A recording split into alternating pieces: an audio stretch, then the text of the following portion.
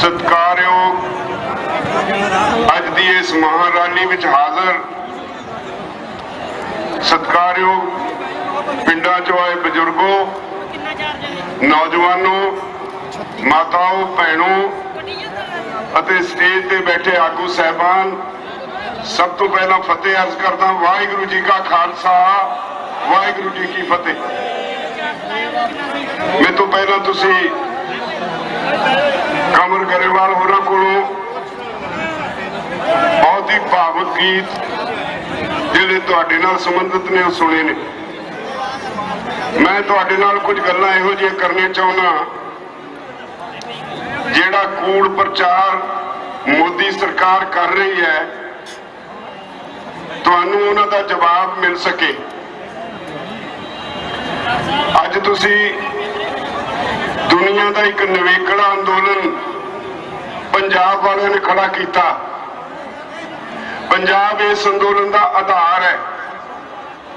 उहदे नाल हरियाणा जुड़िया, यूपी जुड़िया, राजस्थान जुड़िया ते अज सारे देश का जन अंदोलन बन चुका है। इस अंदोलन नूं सारी दुनिया कोखवी निगाह नाल देख रही है। ये इतिहास विच सब तो लंबा समा चलण वाला अंदोलन हो निबड़िया। यह अंदोलन इतिहास विच सब तो शांतमई अंदोलन हो निबड़िया। इस अंदोलन ने नवीं पिरतां पाईयां जिन्हें समाज विच नवीं तब्दीलियां लियाउणियां, लोकां च अवेयरनेस आई है, बहुत कुछ बदलेगा। इस अंदोलन तो घबराई मोदी सरकार तुहाडे ते तरह तरह नाल तशद्दद करन ते उतरी आई है। मैं अपनी गल शुरू करने तो पहले एक गल कहना चाहांगा। अज एक नवा दौर शुरू होया मोदी सरकार वालों तशद्दद दा। साडे घरां विच जिहड़े लोग लंगर दा समान उत्थे पहुंचाउंदे ने, जिहड़े लोग किसी तरह की मदद देण जांदे ने, या साडे नौजवान बच्चे ने, उन्होंने तरह तरह के नोटिस आ रहे हैं। मैनू पता है, मेरी जानकारी च है, मोदी दी दिल्ली पुलिस ने बहुत सारिया बिना नां ते FIR दर्ज कीतियां हुई हैं। तुहानूं नोटिस बुला के सद्दिया जाता है ते उत्थे बुला के कह दिता जाता है तेरे ते फलाना परचा दर्ज है, ना तुहाडा उहदे च लिख दिता जाता है ते उहदी इन्वेस्टिगेशन च शामिल हो। इसलिए मैं सारे किसानां नूं, सारे मजदूरां नूं स्पष्ट कर देना चाहुंदा, कोई परवाह ना करो। किसी नूं कोई नोटिस आउंदा है, उहदी कापी एक साडे कोल भेज सकदे हो, भेज दिओ। किसी ने जाके पुलिस अगे पेश नहीं होना। और जे किते दिल्ली पुलिस वाले गलती कर लेंदे ने, तुहाडे कोल आके तुहानूं गिरफ्तार करने की कोशिश करते हैं, उत्थे सारा पिंड उहदा विरोध करो। और नाल ही मैं कैप्टन सरकार नूं स्पष्ट शब्दां च कह देना चाहुंदा, एवें उपरों उपरों कही जाओ कि असीं किसानां दे हमदर्द हां। ये अज तुहाडा भी इम्तिहान है। पंजाब पुलिस दिल्ली पुलिस नाल सहयोग ना करे, यह भी मैं साफ कह देना चाहुंदा। और अज कि मोदी सरकार जो कुछ कर रही है, एक गल तुहानूं मैं होर कहनी है। सारी दुनिया जदों साडा प्रधानमंत्री बोलदा है या किसी देश का प्रधानमंत्री बोलदा है, उहदे एक एक शब्द का उन्हें कोखदी है। उन्हें की कहा? पिछले दिनी बहुत दुख होया पार्लीमेंट विच मोदी ने जो कुछ किसानों ने कहा, साडे लई बड़ा ही चैलेंजिंग है। साडे लई नमोशी भरे शब्द वरते ने। उन्हें अंदोलन जी भी कहा, उसकी सानू परवाह नहीं, क्योंकि ये देश आज़ादी अंदोलन नाल होया सी। पर क्योंकि मोदी दी पार्टी जिहड़ी किसी वेले जनसंघ सी, जिहड़ी RSS की पैदाइश सी, RSS वाले अंग्रेज दे पिट्ठू सन, इस करके उन्होंने अंदोलन विच, देश की आज़ादी के अंदोलन विच कोई रोल अदा नहीं किया। ਅੱਜ ਉਹਨਾਂ ਨੂੰ ਇਹ ਸ਼ਬਦ ਅੰਦੋਲਨ ਜੀਵੀ ਸ਼ਾਇਦ ਇਸ ਕਰਕੇ ਯਾਦ ਆਇਆ ਵੀ ਅੰਦੋਲਨ ਕਰਨ ਵਾਲਿਆਂ ਨੂੰ ਮੈਂ ਸ਼ਾਇਦ ਇਹਦੇ ਨਾਲ ਦਬਾ ਸਕਾਂ। ਦੂਜਾ ਸ਼ਬਦ ਬਹੁਤ ਘਿਨਾਉਣਾ, ਇੱਕ ਪਾਸੇ ਤੁਹਾਨੂੰ ਅੰਨਦਾਤਾ ਕਹਿੰਦਾ ਹੈ, ਦੂਜੇ ਪਾਸੇ ਪਾਰਲੀਮੈਂਟ ਵਿੱਚ ਤੁਹਾਨੂੰ ਪਰਾਜੀਵੀ ਕਿਹਾ। ਪਰਾਜੀਵੀ ਦਾ ਮਤਲਬ ਤੁਸੀਂ ਗੰਦੇ ਕੀੜੇ ਹੋ। ਇਸ ਦੇਸ਼ ਦਾ ਢਿੱਡ ਭਰਨ ਵਾਲੇ ਲੋਕ ਮੋਦੀ ਲਈ ਗੰਦੇ ਕੀੜੇ ਬਣ ਗਏ। ਆਪਣੇ ਦਿਲ ਤੇ ਲਿਖ ਲਓ ਇਹ ਗੱਲ। ਜਦੋਂ ਕੋਈ ਭਾਜਪਾ ਵਾਲਾ ਤੁਹਾਡੇ ਕੋਲ ਆਵੇ ਉਹਦੇ ਕੋਲ ਪੁੱਛਣਾ ਵੀ ਸਾਡਾ ਵੀ ਪੈਦਾ ਕੀਤਾ ਅੰਨ ਖਾਣਾ ਹੈ, ਇਹ ਬੰਦ ਕਰ।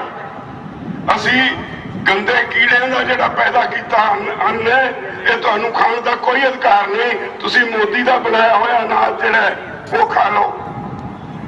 ਮੋਦੀ ਸਰਕਾਰ, ਮੈਂ ਇਹ ਵੀ ਦੇਖਿਆ, ਬੜੀਆਂ ਸਰਕਾਰਾਂ ਦੇਖੀਆਂ ਭਰਾਵੋ, ਪਰ ਮੈਂ ਇੰਨੀ ਝੂਠੀ ਸਰਕਾਰ ਕਦੇ ਨਹੀਂ ਦੇਖੀ। ਮੈਨੂੰ ਥੋੜੀ ਜਿਹੀ ਗੱਲ ਯਾਦ ਆਈ, 2 ਮਹੀਨੇ ਪਹਿਲਾਂ 3 ਮਹੀਨੇ ਪਹਿਲਾਂ ਇੱਕ ਅਖਬਾਰਾਂ 'ਚ ਖਬਰ ਛਪੀ ਸੀ, ਕਹਿੰਦੇ ਕੋਈ ਸਰਵੇ ਹੋਇਆ, ਉਹ ਸਰਵੇ 'ਚ ਕਿਹਾ ਗਿਆ ਵੀ ਸਾਡਾ ਪ੍ਰਧਾਨ ਮੰਤਰੀ ਇੱਕ ਦਿਨ ਵਿੱਚ 58 ਵਾਰ ਝੂਠ ਬੋਲਦਾ। ਤੋਂ ਅੱਜ ਆਦਤ ਬਣ ਗਈ ਝੂਠ ਬੋਲਣ ਦੀ। ਸ਼ਾਇਦ ਫਾਰਮੂਲਾ ਹੀ ਇਹ ਬਣ ਗਿਆ ਭਾਜਪਾ ਦਾ, ਝੂਠ ਬੋਲੋ, ਝੂਠ ਬੋਲੋ, ਝੂਠ ਬੋਲੋ, ਇੰਨਾ ਝੂਠ ਬੋਲੋ ਉਹ ਸੱਚ ਬਣ ਜਾਏ।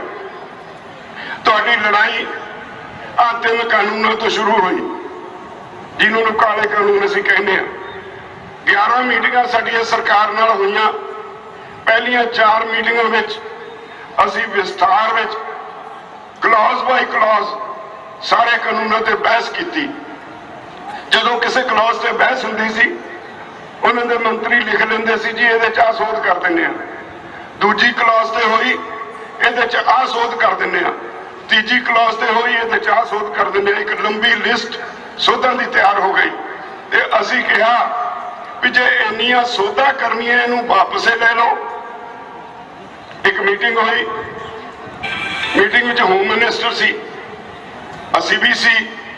ਹੋਮ ਮਿਨਿਸਟਰ ਅਖੀਰ 'ਚ ਕਹਿੰਦਾ ਅਮਿਤ ਸ਼ਾਹ ਰਾਜੇਵਾਲ ਜੀ ਇਹਨਾਂ ਕਾਨੂੰਨਾਂ 'ਚ ਇੰਨੀ ਸੋਧ ਕਰਾ ਦਿਓ, ਇੰਨੀਆਂ ਸੋਧਾਂ ਕਰਾ ਦਿਓ ਇਹਦੇ ਵਿੱਚ ਕੁਛ ਨਾ ਬਚੇ, ਇੱਕ ਪਾਸੇ ਪਿਆਰ ਹੋ। ਮੈਂ ਕਿਹਾ ਕਿਉਂ? ਕਹਿੰਦਾ ਅਸੀਂ ਇੰਨੇ ਸੁਧਾਰ ਕੀਤੇ ਹੈ, ਲੇਬਰ ਲਾਅ 'ਚ ਵੀ ਅਮੈਂਡਮੈਂਟਸ ਕੀਤੀਆਂ ਨੇ, ਉਹ ਵੀ ਨਵੇਂ ਕਾਨੂੰਨ ਲਿਆਏ ਆ। ਫਿਰ ਕੱਲ ਨੂੰ ਲੇਬਰ ਵਾਲੇ ਆ ਕੇ ਬਹਿ ਜਾਣਗੇ। ਸਾਡਾ ਜਵਾਬ ਸੀ ਵੀ ਜੇ ਇੰਨੇ ਪਾਪ ਕੀਤੇ ਹੈ ਤਾਂ ਇੱਕੋ ਵਾਰੀ ਗੰਗਾ ਨਹਾ ਲਓ, ਸਾਰੇ ਵਾਪਸ ਲੈ ਲਓ, ਕਿਉਂ ਕਾਟੋ ਕਲੇਸ਼ ਰੱਖਿਆ? ਤਾਂ ਉਹ ਸਰਕਾਰ ਜਿਹੜੀ 4 ਵਾਰ ਬਹਿਸ ਕਰਨ ਤੇ ਕਲੌਜ਼ ਵਾਈਜ਼ ਬਹਿਸ ਕਰਨ ਤੇ ਸਾਰੀਆਂ ਸੋਧਾਂ ਤਾਂ ਮੰਨਦੀ ਹੈ, ਉਹਨਾਂ ਨੂੰ ਪਹਿਲਾਂ ਨਹੀਂ ਸੀ ਪਤਾ ਵੀ ਅਸੀਂ ਗਲਤ ਬਣਾਇਆ, ਤੇ ਅੱਜ ਕਹਿੰਦੀ ਹੈ ਲੋਕਾਂ ਨੂੰ ਵੀ ਕਿਸਾਨ ਜਥੇਬੰਦੀਆਂ ਸਾਡੇ ਨਾਲ ਕਲੌਜ਼ ਬਾਈ ਕਲੌਜ਼ ਬਹਿਸ ਨਹੀਂ ਕਰਦੀਆਂ। ਫਿਰ ਦੂਜੀ ਗੱਲ ਉਹ ਕਹਿੰਦੇ ਜੀ ਸਾਨੂੰ ਦੱਸਦੇ ਨਹੀਂ ਇਹਦੇ 'ਚ ਕੀ ਕਾਲਾ ਹੈ। ਹੁਣ ਕਾਲਾ ਵੀ ਅਸੀਂ ਦੱਸ ਦਿੱਤਾ ਹੋਇਆ ਸੀ, ਇਹ ਉਹਨਾਂ ਨੂੰ ਨਹੀਂ ਦਿਸਦਾ, ਸਾਨੂੰ ਤਾਂ ਸਾਡੇ ਕਾਨੂੰਨ ਹੀ ਕਾਲੇ ਦਿਸਦੇ ਆ। ਇੱਕ ਤਾਂ ਮੋਦੀ ਜੀ ਨੇ ਬੜਾ ਪ੍ਰਚਾਰ ਕੀਤਾ ਭਈ ਅਸੀਂ ਤਾਂ ਕਿਸਾਨਾਂ ਦੇ ਭਲੇ ਲਈ ਕਾਨੂੰਨ ਬਣਾਏ ਆ। ਅਸੀਂ ਪੁੱਛਿਆ ਵੀ ਕਿਸੇ ਕਿਸਾਨ ਜਥੇਬੰਦੀ ਨੇ ਜਾਂ ਕਿਸੇ ਕਿਸਾਨ ਨੇ ਇਹ ਭਲਾ ਕਰਨ ਲਈ ਤੁਹਾਡੇ ਕਦੇ ਮੰਗ ਕੀਤੀ ਹੈ? ਇਹ ਤੁਹਾਨੂੰ ਕਿੱਥੋਂ ਬੁਖਾਰ ਚੜਿਆ ਸਾਡਾ ਭਲਾ ਕਰਨ ਦਾ? ਇਹਨੂੰ ਵਾਪਸ ਲਓ। ਦੂਜੀ ਗੱਲ ਉਹ ਕਹਿੰਦਾ ਇੱਕ ਦੇਸ਼ ਇੱਕ ਮੰਡੀ ਬਣਾਤੀ। ਮੈਂ ਇੱਥੇ ਤੁਹਾਡੇ ਸੰਗਰੂਰ ਵਾਲੇ ਕਈ ਹੋਰ ਜ਼ਿਲ੍ਹਿਆਂ ਦੇ ਸੱਜਣ ਇਸ ਵੇਲੇ ਮੇਰੀ ਉਮਰ ਦੇ ਨੇ ਜਿਹੜੇ ਸ਼ਾਇਦ ਇਹਦੇ ਵਿੱਚ ਬੈਠੇ ਹੋਣ। ਜਦੋਂ ਪੰਜਾਬ ਵਿੱਚ ਅਸੀਂ ਯੂਨੀਅਨ ਬਣਾਈ ਉਦੋਂ ਖੇਤੀਬਾੜੀ ਯੂਨੀਅਨ ਹੁੰਦੀ ਸੀ। ਉਦੋਂ ਸਾਡੇ ਦੇਸ਼ 'ਚ ਜ਼ੋਨਲ ਰਿਸਟ੍ਰਿਕਸ਼ਨ ਸੀ, ਅਸੀਂ ਪੰਜਾਬ ਤੋਂ ਬਾਹਰ ਆਪਣਾ ਅਨਾਜ ਲਿਜਾ ਨਹੀਂ ਸੀ ਸਕਦੇ। ਅਸੀਂ ਉਦੋਂ ਇੱਕ ਜੋਨ ਤੋੜੂ ਮੋਰਚਾ ਲਾਇਆ ਸੀ, 1974 ਦੀ ਗੱਲ ਹੈ। 1450 ਕਿਸਾਨਾਂ ਨੇ 40 ਦਿਨ ਜੇਲ੍ਹ ਕੱਟੀ, 2 ਕਿਸਾਨ ਸ਼ਹੀਦ ਵੀ ਹੋਏ।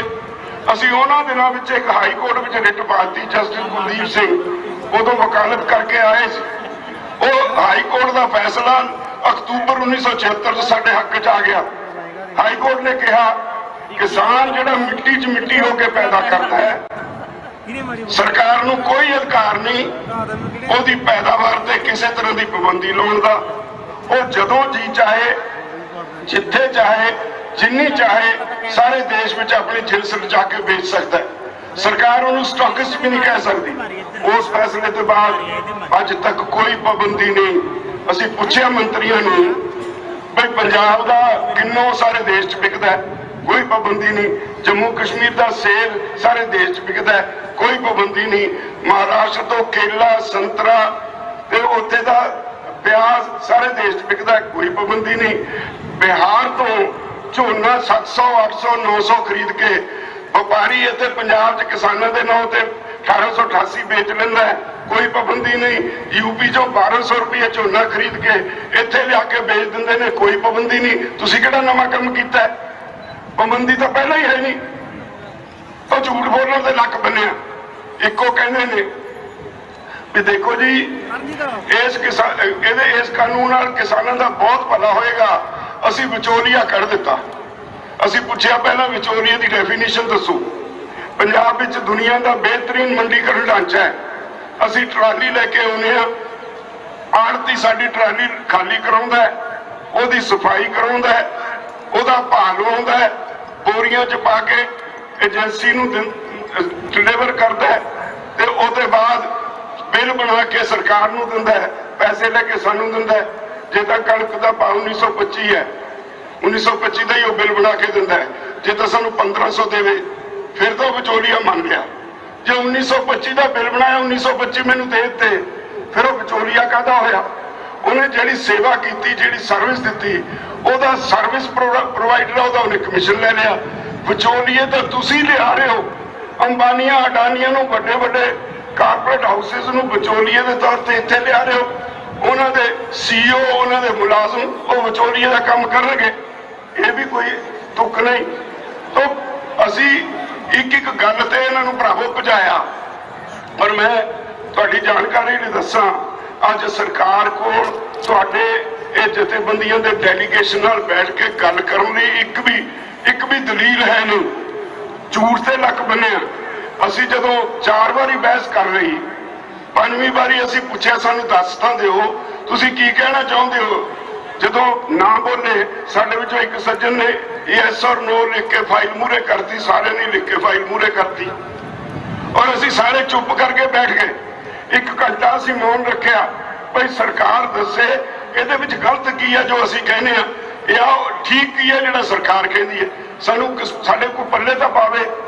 सरकार वाले सानू बुलाउंदे जरूर ने पर साडी गल दा जवाब कोई नहीं सी दिंदे।